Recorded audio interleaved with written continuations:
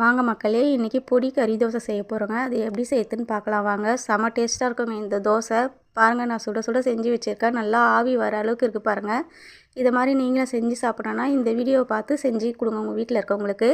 இப்போ கல் வச்சுக்கலாங்க. கல் நல்லா காஞ்சதுக்கப்புறமா எண்ணெய் தடவிக்குங்க. எண்ணெய் தடவினதுக்கப்புறமா கரைச்சி வச்சுருக்க மாவு எடுத்து ஊற்றி நல்லா தோசை மெலிசாக வர அளவுக்கு தேய்ச்சி விட்டுக்குங்க. இதுக்கு தோசை மெலிசாக இருந்தால் தாங்க நல்லாயிருக்கும். கனமாக ஊற்றினீங்கன்னா நல்லா இருக்காதுங்க டேஸ்ட்டு.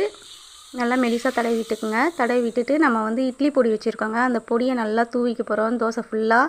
உங்களுக்கு வேணும்னா அந்த பொடி சேர்த்துக்குங்க, வேணான்னா விட்டுருங்க. அந்த பொடி போட்டால் நல்லாயிருக்கும், அதனால் நான் போட்டு சேர்த்துருக்கேன். உங்களுக்கு எந்த அளவுக்கு தேவையோ அந்தளவு சேர்த்துக்குங்க. இப்போ நம்ம செஞ்சு வச்சுருக்க கறி எடுத்து அதில் வச்சு கொஞ்சமாக கிளறி விட்டுடலாங்க. பாருங்கள், நல்லா கிளறி விட்டுட்டு மேலே இட்லி பொடியை சேர்த்துக்குங்க.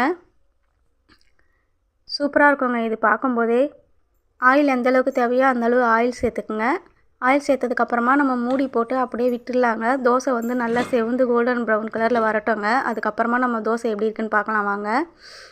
பாருங்கள், இப்போ கலர் மாதிரி சூப்பராக இருக்குது பாருங்கள். எண்ணெய்லாம் நல்லா பிரிஞ்சு வந்துடுச்சு தோசை மேலே இருந்து. தோசை சூப்பராக ரெடி ஆகிடுச்சுங்க. இப்போ தோசையை அப்படியே எடுத்துக்கலாம். திருப்பிலாம் போட வேணாங்க.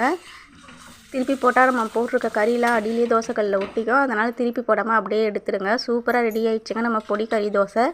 இந்த தோசை வீட்டில் இருக்கவங்களுக்கு செஞ்சு கொடுங்க, குட்டி பசங்களுக்கு செஞ்சு கொடுங்க. ரொம்ப விரும்பி சாப்பிடுவாங்க. இது பிடிச்சிருந்துச்சுன்னா கற்று சுவைக்கும் சேனலை சப்ஸ்கிரைப் பண்ணுங்கள்.